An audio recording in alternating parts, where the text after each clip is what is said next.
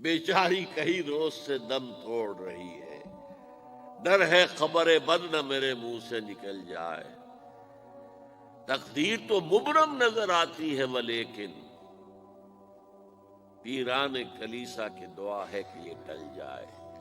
تو پہلی بات میری ختم ہوئی، عالمی نظام خلافت دنیا کی تقدیر مبرم ہے، ہو کر رہے گی، اس میں کسی صاحب ایمان کو کوئی شک، کوئی شبہ، کوئی ریب نہیں ہونا چاہیے۔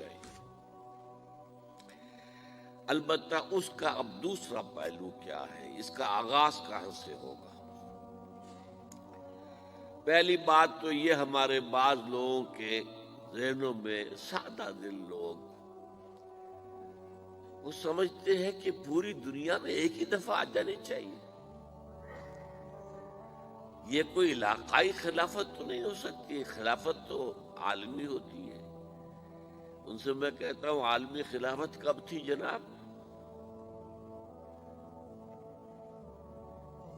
یہ تو نہ خلافت راشدہ میں عالمی تھی، کیا ہندوستان شامل تھا اس میں؟ کیا چین شامل تھا؟ کیا یورپ شامل تھا؟ اور پھر جو خلافت کے نام سے جو ملوکیت چلی ہے، وہ بھی صرف دور بنو امیہ میں کہہ سکتے ہیں کہ وہ پورا عالم اسلام کم سے کم اس کے تحت تھا۔ بعد میں خلافت عباس، بنو عباس میں، اور فاطمیین کی خلافت میں، اور آل عثمان جو ہیں آٹومان ٹرکس کی خلافت میں ٹکڑے تھے، حصے بکھرے تھے، کوئی مانتا تھا، کوئی نہیں مانتا تھا۔ اور سب سے بڑی بات یہ، اگر ایک دم پوری دنیا پر خلافت قائم ہو سکتی تو حضور کے دست مبارک سے ہوتی، لیکن نہیں ہوئی۔ نتیجہ کیا نکلا؟ ایک ملک میں حضور نے قائم کر دی، جزیرہ نما عرب، یہاں خلافت قائم ہو گئی، حضور خلیفہ ہے۔ اس کے بعد آپ کے خلفائے راشدین نے پھر اس کو وسعت دی، شرقاً غرباً شمالاً۔ 3 کالمز نکلے ہیں فوجوں کے، صحابہ کرام کے، 3 کالمز، ایک ایسٹ ورڈ، ایک ویسٹ ورڈ، ایک نارتھ ورڈ۔ ایک عراق کو فتح کرتے ہوئے ایران میں پہنچ گیا، خراسان تک چلا گیا۔ ایک شام کو فتح کرتے ہوئے اور پھر سینائی پیننسولا سے ہو کر افریقہ میں داخل ہوا اور اٹلانٹک تک پہنچ گیا۔ تیسرا سیدھا شمال میں گیا، لیکن یہ زیادہ دور نہیں جا سکتا تھا، کوکیشین ماؤنٹینز آ گئے، کوہ قاف۔ اس زمانے میں تو یہ یوں سمجھیے کہ امپیسیبل تھا نا، کوہ قاف، لہذا وہاں آ کر رک گیا بابا۔ اب بھی یہ ہوگا، کسی ایک جگہ سے شروع ہوگا پھر پھیلے گا، اس کے سوا کوئی چارہ کار ہے ہی نہیں۔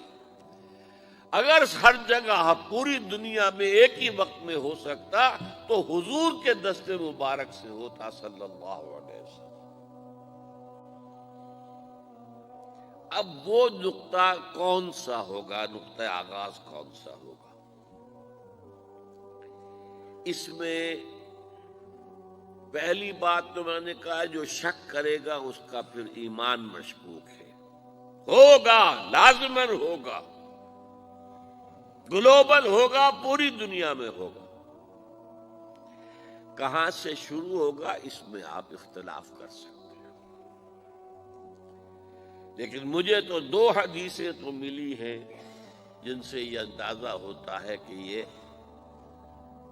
اس مشرقی خطے سے ہوگا، عرب کے مشرق کی جانب کسی ملک سے ہوگا، کسی خطے سے ہوگا۔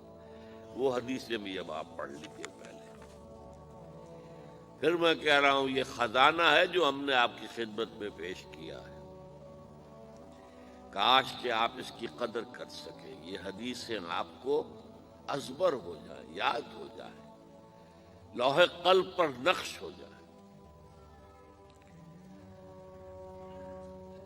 ہندوستان اور خراسان یعنی موجودہ افغانستان کا ذکر۔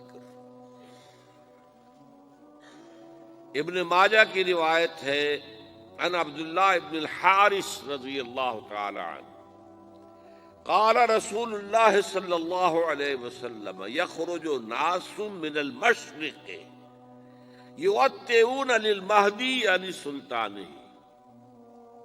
یعنی سلطانہ، دونوں طرح سے پڑھ سکتے ہیں۔ حضرت عبداللہ ابن حارث فرماتے ہیں رضی اللہ تعالی عنہ کہ حضور نے ارشاد فرمایا مشرق کی طرف سے وہ فوجیں نکلیں گی، لوگ آئیں گے جو عرب میں مہدی کی حکومت قائم کریں گے۔ یہ مہدی کون ہوں گے اس کا ذکر میں ذرا بعد میں کروں گا، لیکن نوٹ کر لیجئے کہ مہدی سے پہلے لازماً کسی مشرقی علاقے کے اندر وہ نظام قائم ہو چکے گا، تب وہاں سے فوجیں آئیں گی نا۔ یہ مشرق کون سا ہے؟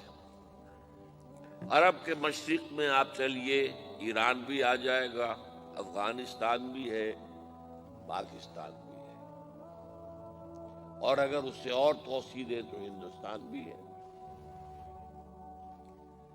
یہ ہے عرب کا مشرق، اس سے فوجیں جائیں گی۔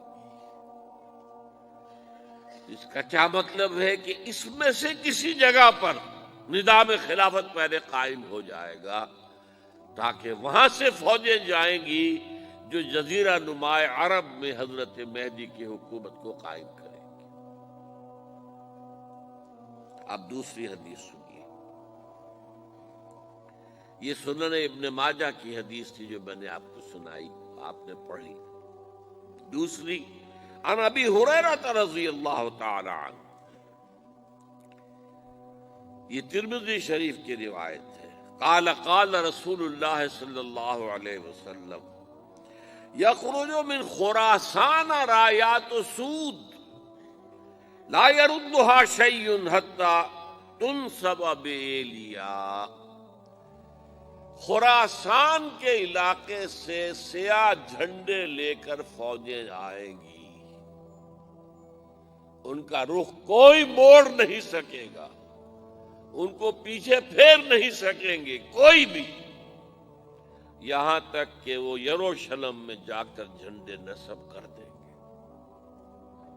ایلیا حضور کے زمانے میں یروشلم کو کہتے تھے۔ یہ یروشلم تھا جب حضرت سلیمان کی حکومت تھی، اور یہاں پر معبد سلیمانی، ہیکل سلیمانی قائم ہوا، پھر یہ یروشلم ہی رہا ہے تاریخ میں، یہاں تک کہ سن 70 عیسوی میں جب ٹائٹس رومی جنرل نے اس کو گرایا، ختم کیا، سیکنڈ ٹیمپل گرا دیا، اور یہاں سے یہودیوں کو کہا نکل جاؤ، یہاں سے کوئی یہودی باقی نہیں رہا، تب بالکل تہو بالا برباد کر دیا۔ اس کے کوئی 150 سال بعد ہیڈریان، رومن ایمپرر ہیڈریان، اس نے پھر دوبارہ آباد کیا اس شہر کو۔ 150 سال تک یہ بالکل بنجر اور بالکل غیر آباد پڑا تھا۔ اب ہیڈریان نے جب آباد کیا تو اس کا نام ایلیا رکھا، اب یروشلم نام نہیں تھا۔ تو حضور کے زمانے میں پھر اس کا نام ایلیا تھا، اور اب اس سے کیا معلوم ہو رہا ہے کہ یہ یروشلم مسلمانوں کے قبضے سے اس وقت نکلا ہوا ہوگا، ایک دفعہ پہلے نکلا تھا، سن 1099 عیسوی میں مسلمانوں کے ہاتھ سے نکلا، کروسیڈرز، عیسائیوں نے آ کر اس کو قبضے میں کیا، لاکھوں مسلمانوں کو مارا، قتل کیا۔ اس کو 1187 عیسوی میں واپس لیا ہے۔ کس نے لیا ہے؟ صلاح الدین ایوبی کرد، عرب کھوکھلے ہو چکے تھے، عربوں نے کھویا، واپس نہیں لے سکے،